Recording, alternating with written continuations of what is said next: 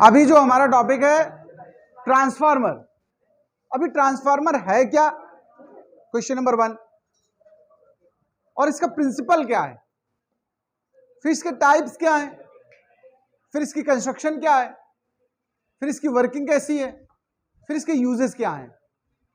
ऐसा थोड़ा कि कोई डिवाइस पढ़ते हैं तो बस भाई कुछ उसका सिस्टम है पढ़ने का। जब भी हम कोई डिवाइस की प्रिपरेशन करें तो सबसे पहला तो वो डिवाइस का इंट्रोडक्शन होता है कि ट्रांसफार्मर मीनिंग्स क्या है। तो ये ट्रांसफॉर्म करता है, ट्रांसफार्मर वर्ड जो बना वो ट्रांसफॉर्म करता है, ये वोल्टेज और करंट को ट्रांसफॉर्म करता है। हाई वोल्टेज और लो करंट को लो वोल्टेज हाई करंट में कन्वर्ट करता है और इसका उल्टा भी करता है। मतलब हाई वोल्टेज को लो वोल्टेज में ले जाता है और लो वोल्टेज को हाई भी कर सकता है।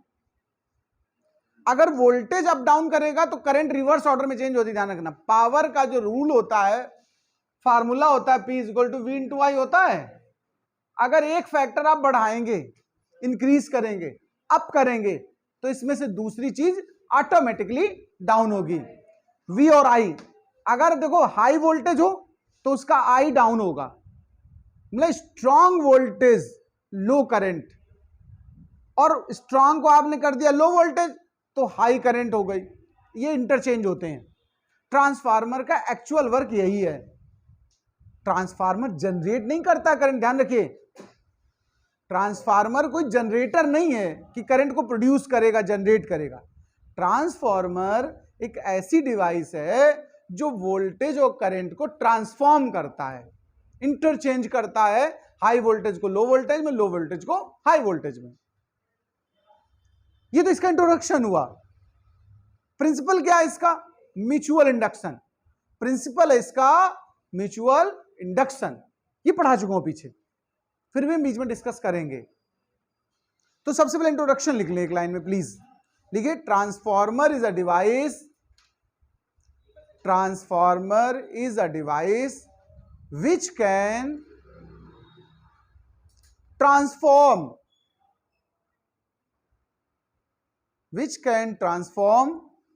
high voltage and strong current, high voltage and weak current। देखो वोल्टेज हाई होगा तो करंट वीक होगी, उल्टी प्रॉपर्टी चलेंगी। High voltage and weak current into low voltage and strong current, and vice versa. Vice versa मतलब just opposite, and vice versa. ये तो हो गया इसका केवल इंट्रोडक्शन। फिर सुन लें, it transform high voltage low current into low voltage strong current या high current, and vice versa, और इसका उल्टा भी। इसके बाद प्रिंसिपल। प्रिंसिपल लिख लें this device is based on principle of mutual induction. This, ये 1 मार्क्स में भी ऑब्जेक्टिव में आ सकता है कि इसका प्रिंसिपल क्या है। तो this device is based on principle of mutual induction. Mutual induction,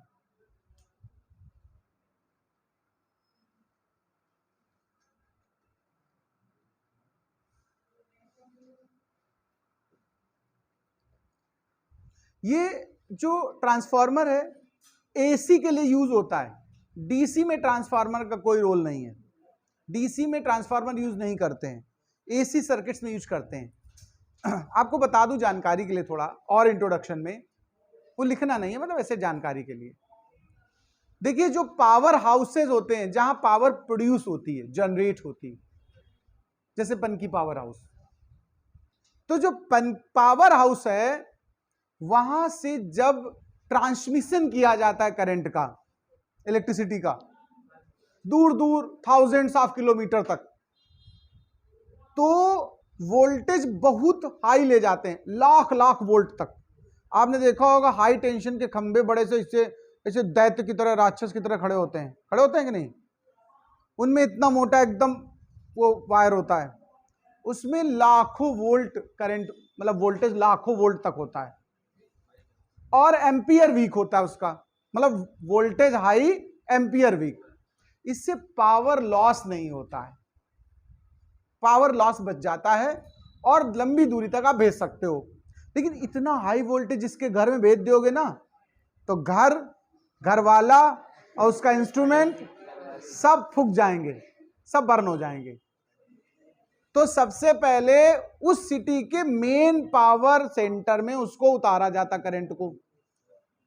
बड़े बड़े ट्रांसफार्मर उसके इतने ज्यादा वोल्टेज को डाउन करते हैं, और वो आ जाता है। देखिए, दो तरह की लाइन हमारे सिटी में चलती हैं, 33 kV और 11 kV। कभी आप देखना सब स्टेशन के बाहर बोर्ड में लिखा होता है 33 kV सब स्टेशन या 11 kV सब स्टेशन, यानी 1000 वोल्ट से उतारकर हजारों वोल्ट में, सॉरी लाखों वोल्ट से उतारकर हजारों वोल्ट में हम इसको पहले लाते हैं सिटी के अंदर। फिर जो आप देखिएगा हमारे गली में जो वायरिंग होती है खंभों के ऊपर, इनके ऊपर जो 3 वायर चलते हैं सबसे ऊपर देखना, वो ये वोल्टेज लेके चलते हैं, या तो ये ज्यादातर इंडस्ट्रीज के लिए सप्लाई होता है, और ये डोमेस्टिक यूज में सप्लाई होता है वोल्टेज। अभी लेकिन वोल्टेज बहुत है, ये 11,000 वोल्ट का अगर तुम्हारे घर आ जाए तो तुम डर जाओगे, ठीक है। तुम्हारा एसी फ्रिज सब वोलेटाइल हो जाएगा, ठीक है। तो कहने का मतलब सीधा हो गया, ये हमारे मोहल्ले के ट्रांसफार्मर में आती है लाइन। ये मोहल्ले का ट्रांसफार्मर होता है, पड़ोसी जो हमारा होता है, ट्रांसफार्मर हमारा पड़ोसी होता है, ये उसमें उतरती है। फिर ये ट्रांसफार्मर इसको और डाउन कर देता है 240 वोल्ट से 220 वोल्ट के बिटवीन। ये वोल्टेज बियर अप कर सकते हैं हमारे घर के अप्लायंसेस। फिर लाइन बैक होकर आती है आपके घरों में, और तब आपके घर में बढ़िया कायदे से कूलर, पंखा, एसी जब कुछ चल पाता है। क्वेश्चन राइज ये होता है कि भैया ये voltage down and down and down कर रहा है, ये कौन है? ट्रांसफार्मर है। अब इसकी दो कैटेगरी हैं। ट्रांसफार्मर को हम दो कैटेगरी में पढ़ेंगे, स्टेप अप और स्टेप डाउन। जो वोल्टेज को बढ़ा दे स्टेप अप, और जो वोल्टेज को डाउन कर दे वो स्टेप डाउन। तो अभी जो हमने पावर हाउस से लेकर यहां तक ट्रांसफार्मर समझाए वो सब स्टेप डाउन थे। पहले बड़ा स्टेप डाउन, उसने थोड़ा वोल्टेज डाउन कराया, फिर उससे छोटा स्टेप डाउन और डाउन करा दिया। अब आप सोचते होगे स्टेप अप की कहां यूज हो गया भाई, सब जगह स्टेप डाउन ही तो यूज हो रहा है, स्टेप अप कहां यूज होगा? तो अब स्टेप अप के बारे में सुन लो। आपने कभी सुना होगा कुछ मोहल्लों में वोल्टेज प्रॉब्लम होती है, लो वोल्टेज आता है घरों में, सही से मोटर नहीं काम करती लोगों की, एसी तो काम ही नहीं करता है, ऐसा शिकायतें आती हैं, ऐसा सुनने में आता होगा कहीं ना कहीं किसी मोहल्ले में। तो जब हमारे घरों में लो पावर आता है, लो वोल्टेज आता है जिन मोहल्लों में, एक्चुअल में वहां ट्रांसफार्मर पे लोड ज्यादा होता है। हर एक ट्रांसफार्मर की अपनी कैपेसिटी है कि इतने कनेक्शंस के लिए इसको डिजाइन किया गया है, और मोहल्ला कंजेस्टेड हो गया, ज्यादा मकान बन गए, ज्यादा बिल्डिंग हाई राइज हो गई, एक ही मकान में 15-20 फैमिली रहने लगी, मोहल्ला बसा दिया उन्होंने, तो कनेक्शन भी 15-20 हो गए। अब वहां डिजाइन बना तो पर मकान एक कनेक्शन के हिसाब से, और यहां पर मकान एक जिला बस गया। तो भाई जी ट्रांसफार्मर तो बेचारा कमजोर नहीं पड़ेगा, बताओ। तो घरों में वोल्टेज लो आता है। इसका दूसरा काउंटर ये होता, फिर घर में लोग स्टेबलाइजर लगाते हैं, सुना होगा आपने, वहां पर स्टेप अप ट्रांसफार्मर यूज किया जाता है। स्टेप अप वर्ड से ही स्टेबलाइजर वर्ड बना है, वो स्टेबलाइज करता है वोल्टेज को, यानी जो लो वोल्टेज है उसको हाई वोल्टेज कर देता है जितना तुम्हें जरूरत है। आपके एसी फ्रिज में भी स्टेबलाइजर लगा होता है, उसका एक अपना वोल्टेज सेटअप होता है, तभी वो काम करेगा, अदरवाइज नहीं करेगा। स्टेबलाइजर भी आपके सिलेबस में आगे पढ़ाऊंगा। बहुत लोग सोचते अच्छा तो हम बना लेंगे, फिर मैकेनिक हो जाएंगे। तो कहने का मतलब है स्टेप अप का यूज तब करते हैं जब वोल्टेज लो से हमें हाई करना हो। तो सबसे पहला हमने इंट्रोडक्शन आपको बता दिया, लिखा दिया। अब हम इसके टाइप पे बात करते हैं। तो एक लाइन लिखो, there are two types of transformer, there are two types of transformer. इसमें नाम लिख लो ये दोनों, step up and step down. इसमें नाम लिख दो, step up and step down.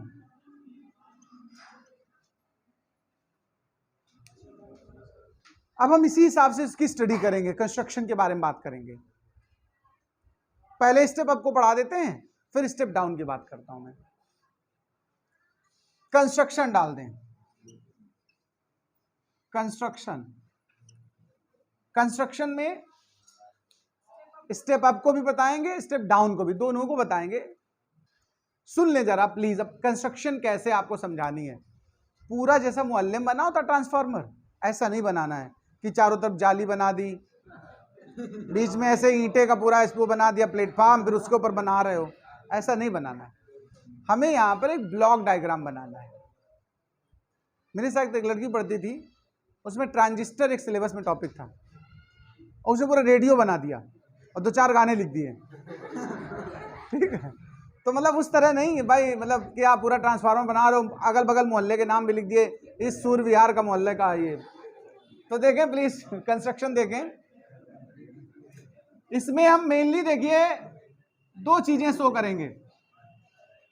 पहला हमारा कोर है, ये सॉफ्ट आयरन से बनाते हैं और लेमिनेटेड बनाते हैं। मैंने बताया था आपको, लेमिना, लेमिना मींस प्लेटें पतली पतली चिपका करके बनाते हैं। लेमिनेटेड बनाने के लिए, लेमिनेटेड के लिए हम थोड़ा इसको इस तरीके से शो करेंगे, ऐसे। ये डिजाइन इसकी बताएंगे हम लोग इस तरह से। ये पतले पतले लेमिना हैं जो इसमें अटैच हैं।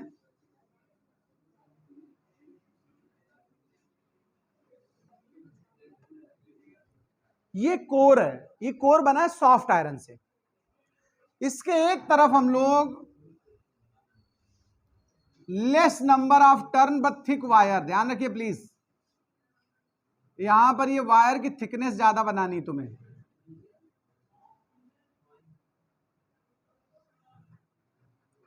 ये एसी इनपुट है।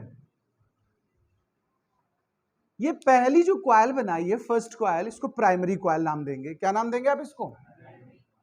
Primary coil. इसमें हम वो करंट इनपुट देते हैं एसी, जिसका वोल्टेज हमें राइज करना है। और इसी कोर पर दूसरी तरफ thin wire but more number of turn, दूसरी कॉइल हो गई। इसको नाम देंगे सेकेंडरी कॉइल। क्या नाम देंगे? Secondary coil. प्लीज बहुत ध्यान से सुनना। और यहां से एसी आउटपुट मिलेगा मुझे, मतलब जिस नेचर का इनपुट दिया, नेचर एक्चुअली में एसी में काम है करता है, नेचर की बात ही नहीं है। ट्रांसफार्मर एसी के लिए बना होता है, डीसी में काम ही नहीं करता है। बट ये ध्यान दीजिएगा, हम स्टेप अप की बात कर रहे हैं। अभी किसकी बात कर रहे हैं? Step up transformer. इसकी कंस्ट्रक्शन सुनिए पहले। हम कहेंगे step up transformer have a core of soft iron which is laminated core. Okay, its primary coil have thick wire but less number of turn. Its secondary coil have thin wire but more number of turn. Okay, we give that AC input which we wants to transform or whose we wants to voltage upright, give to primary due to the mutual induction. पीछे पढ़ाया था, एक coil में जो variation होता है उसका result दूसरे पे होता है। तो ये चूंकि एक ही इनका दोनों का कोर एक ही है, तो जो यहां वेरिएशन होगा वो सीधा उस पे आ जाएगा डायरेक्ट। ठीक है, ट्रांसफार्मर फैक्टर भी पढ़ाएंगे हम आपको कि कितने टाइम्स ये वोल्टेज राइज होगा, उसका नंबर ऑफ टर्न से रिलेशन होता है सीधा। जितने ज्यादा नंबर ऑफ टर्न इसमें होंगे मोर देन, उतने टाइम्स वो अपलिफ्ट करेगा। उसके लिए एक फार्मूला अभी आगे आएगा। तो कहने का मतलब जिस वोल्टेज को हमें राइज करना उसको प्राइमरी पे दे देते हैं, और म्यूचुअल इंडक्शन की वजह से जो इस पे वेरिएशन आएगा फ्लक्स, वो सीधा इस पे पहुंच जाएगा, क्योंकि एक ही कॉइल के पार्ट है, एक ही मतलब कोर के पार्ट है। म्यूचुअल इंडक्शन से वही पूरा रिजल्ट यहां मिल गया, और इससे हमें आउटपुट ऑब्टेन हो गया।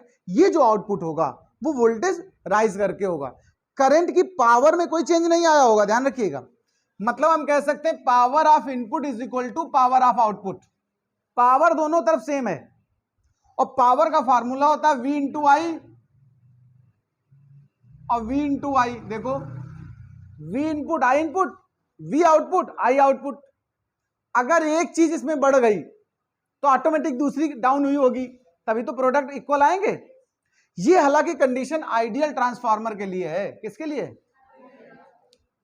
कुछ ना कुछ पावर लॉस हो जाता है, जैसे हमिंग की आवाज, हीट। नहीं सुना? ट्रांसफार्मर गर्म भी तो हो जाते हैं। अगर कोई चेक करना चाहे तो अभी सामने लगा ट्रांसफार्मर, जाके छू सकता है उसको। अब वो आप जानो, मतलब भाई देखो प्रैक्टिकल में कभी कभी मैडम क्यूरी जैसे लोग शहीद भी हो जाते हैं। मैडम क्यूरी प्रैक्टिकल तो कर रही थी, रेडियम ऐसे टेस्ट कर लिया, ठीक है, निपट गई। तो वो सब हो सकता है, अपना देख लीजिएगा भाई, थोड़ा रिस्क नो गेन। तो जाके ट्रांसफार्मर छू के देख लें आप लोग, थोड़ा एनर्जी लॉस हो जाती है, लेकिन हम इसको आइडियल मानते हैं। हम जब डिस्कशन में लेंगे तो हम ये सोचेंगे there is no loss. Okay, ये स्टेप अप हो गया। अब बात आती है स्टेप डाउन, बिल्कुल उल्टा कंस्ट्रक्शन। अगर thin wire more number of turn primary बना लो इनपुट, और thick wire less number of turn secondary बना लो, तो स्टेप डाउन। तो क्या हुआ?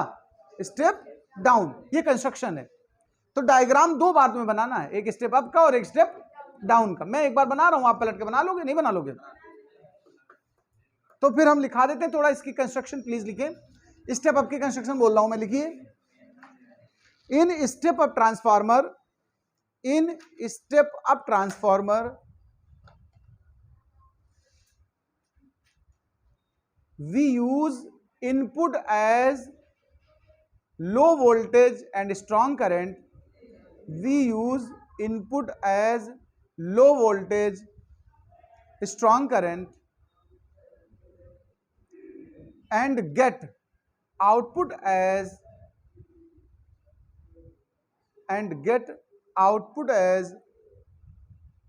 high voltage weak current. High voltage weak current, यानी मैंने वोल्टेज और करंट दोनों का नेचर बता दिया यहां पर। तो इनपुट कैसा है समझ में आ गया, उसका आउटपुट कैसा होगा वो बाद में लिखा दिया।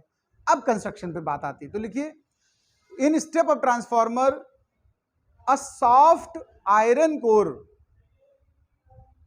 अ soft iron laminated core, lamina use किए जाते हैं इसमें। In step of transformer we use soft iron laminated core, lamina word use करेंगे, लैमिनेटेड कोर, whose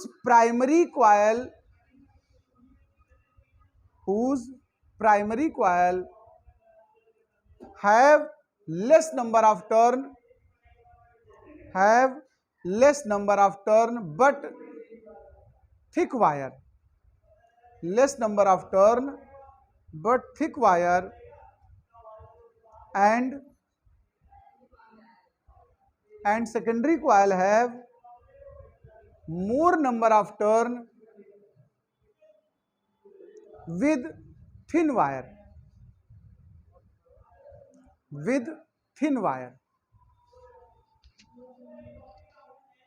इतना लिखा।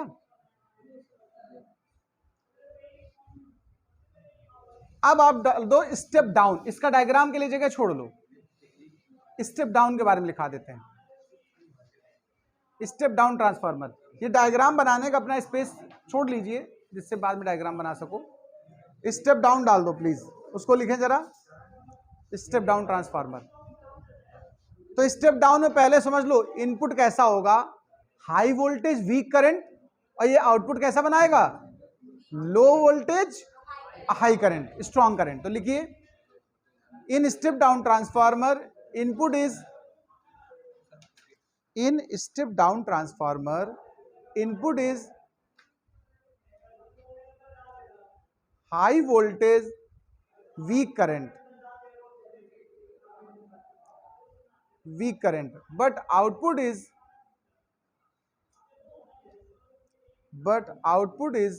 low voltage strong current.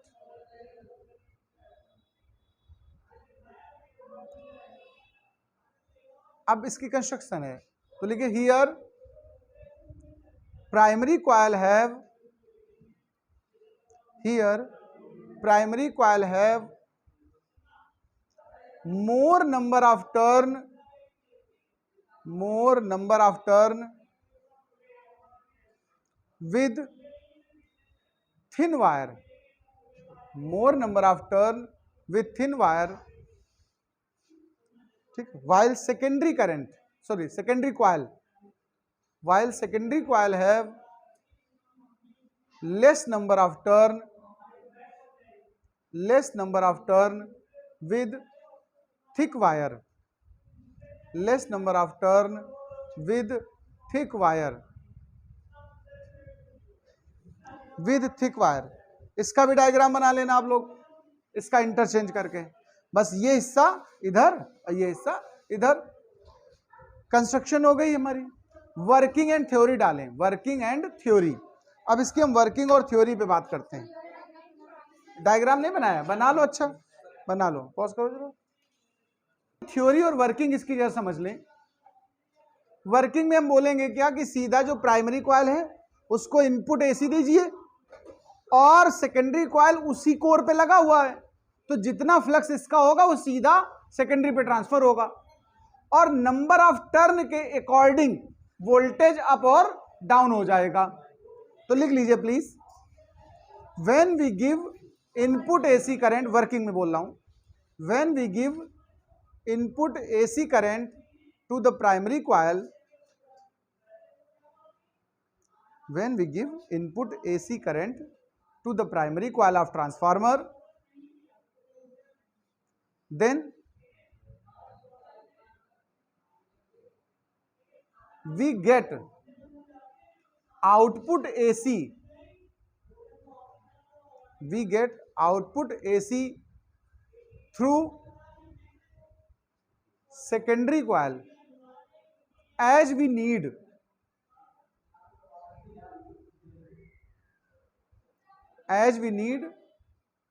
which transform by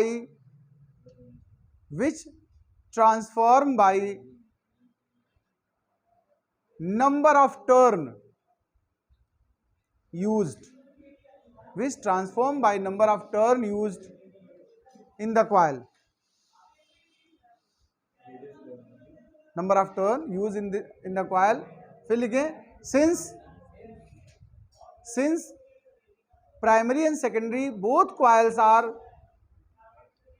primary and secondary both coils are wrapped over, coils are wrapped मतलब तो लपेटी गई, wrapped over same core, so magnetic flux directly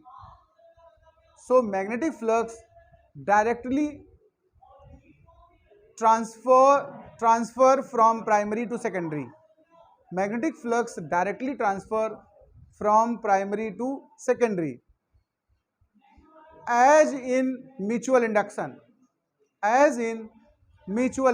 जो छूट जाए बाद में नोट करना, सुनते रहो खाली, as used in mutual induction। आप सुन ले जरा थोड़ा, एक मिनट बस। देखो, नंबर ऑफ टर्न जो प्राइमरी है उसका एनपी ले लिया, सेकेंडरी कॉइल का एनएस ले लो, जो ईएमएफ है प्राइमरी का ईपी ले लो, सेकेंडरी का ईएस ले लो, जो करंट हमने इनपुट दिया प्राइमरी आईपी और आउटपुट का सेकेंडरी का आईएस, ये नाम मैंने कुछ बोले, आपको ये लिखना भी है, let that.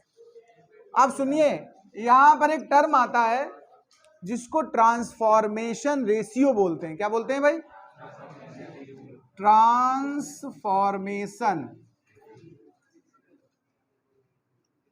Ratio, R is equal to NS by NP। ध्यान सुनिएगा, ये रेशियो सेकेंडरी वर्सेस प्राइमरी का रेशियो होता है। Number of turn in secondary coil upon number of turn in primary coil. इससे पता चलेगा कितना टाइम्स ये ट्रांसफॉर्मर वोल्टेज को रेज कराएगा। ऐसे ES बाई EP, और हम ईएमएफ को ईएस बोलते हैं। अगर वोल्टेज बोल रहे होते तो वीएस बाई वीपी लिख देते भाई, अगर वोल्टेज के फॉर्म में बोल रहे होते तो ये बोल देते।